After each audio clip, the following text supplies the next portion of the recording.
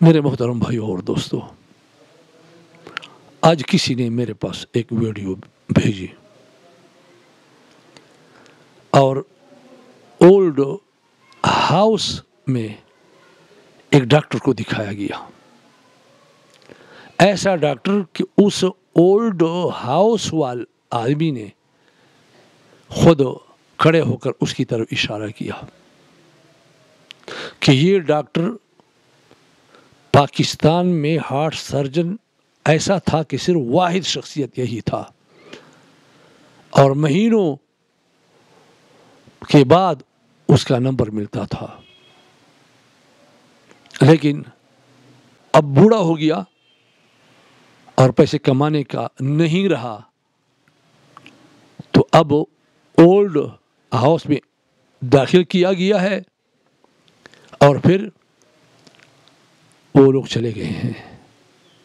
ان کو یہاں بھی یار و مددگار چھوڑ دیا، بس ہم اس کی خدمت کر رہے ہیں. پھر اس سے کہا کہ کچھ بولیں، تو ایک ساتھی تھا، وہ تو پہلے ہی سے میز پر سر رکھا ہوا تھا، اپنا چہرہ نہیں دکھا رہا تھا، اور یہ بس رو رہا تھا. اس کو کہا جا رہا ہے کہ بھائی آپ کچھ بولیں، وہ بول نہیں سکا، بس روتے روتے اس کی ویڈیو کو ختم کر دی گئی. میرے محترم بھائیوں اور دوستو، میں آپ سے التماس کرتا ہوں کہ اپنے بچوں کو انگریزی تعلیم، اصلی تعلیم دے دیں، خوب دے دیں، لیکن مسجد اور مدرسہ کا راستہ بھی دکھا دیں، تاکہ وہ اپنے باپ کا حق تو کم از کم جان لے، اس کے اندر یہ احساس پیدا ہو. ہم دینی مدارس کے طلباء کو دیکھتے ہیں، علماء کو دیکھتے ہیں، ایسے ایسے علماء کہ ہمارے دلوں میں ان کی علمیت کا ایک احترام ہے، اور میں اس کا استاد نہیں ہوتا. وہ آتا ہے میرے ہاتھوں کو چومتا ہے، میرے پاؤں کو دباتا ہے، میرے لیے چپل سیدھی کرتا ہے.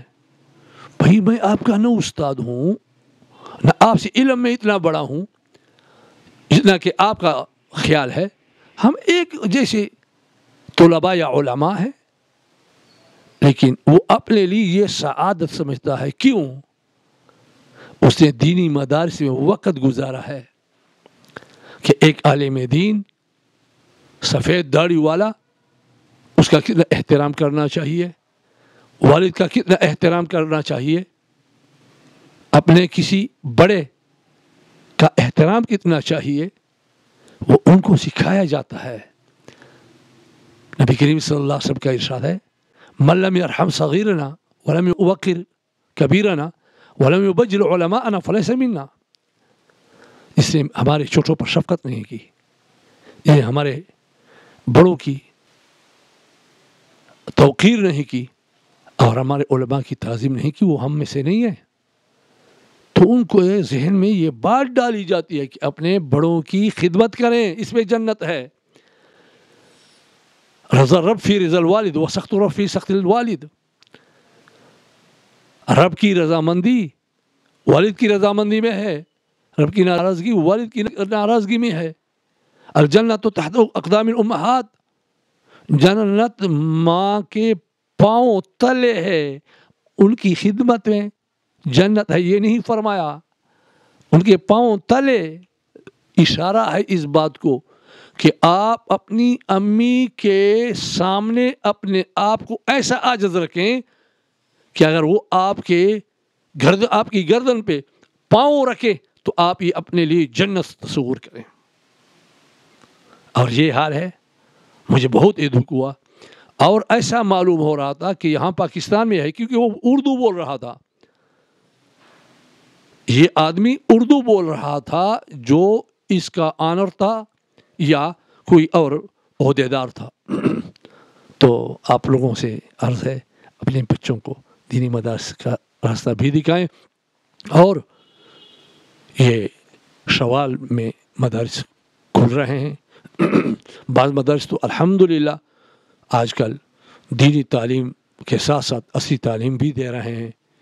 تو اس وجہ سے آپ سے عرض ہے اپنے بچوں کو ضائع نہ کرو کہ صرف انگریزی تعلیم دے کر پھر وہ صرف پیسوں کو جانتا ہو اور بڑوں کو نہ جانتا ہو. ایسا نہ کیا کریں، ورنہ اس دنیا میں تو آپ کے لیے جیسا کہ اس آدمی کی بابت آپ لوگوں نے دیکھا کہ آپ شاید آپ لوگوں کی بھی یہ نظر آئی ہوگی.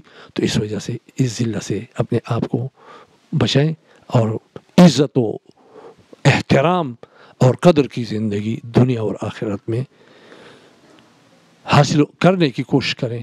اور یہ بس یہی ہے کہ اپنے بچوں کو دینی مدارس اور مساجد سے بھی جوڑ کر رکھیں. وآخر دعوانا الحمدللہ رب العالمین.